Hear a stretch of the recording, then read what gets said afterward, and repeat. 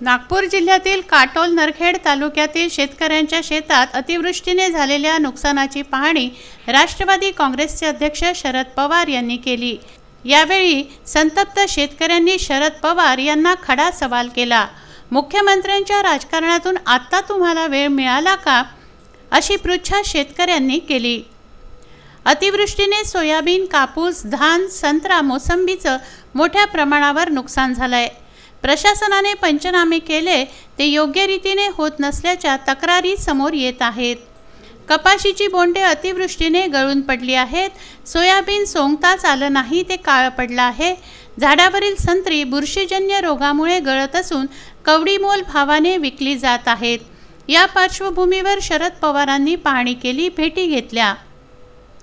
अतिवृष्टीने सगळा विदर्भच गारच झाला आहे। बुधवारी नापिकीमुळे शेतकऱ्याने आत्महत्या केली। त्याच्या संतप्त नातेवाईकांनी शेतकऱ्याचा मृतदेह जिल्हा कचेरीत आणला होता। येथे चांगलाच तणाव निर्माण झाला होता।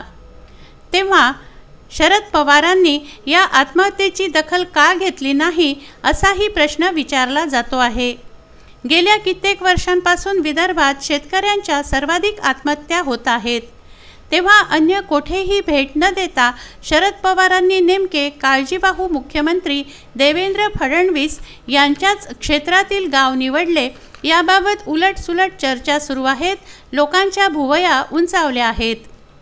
पश्चिम महाराष्ट्राप्रमाणेच विदर्भालाही उभारी द्यावी अशी मागणी काही शेतकऱ्यांनी केली, तर साहेब मुख्यमंत्र्यांच्या राजकारणातून आता तुम्हाला वेळ मिळाला का, असा संतप्त सवालही शेतकऱ्यांनी यावेळी केला।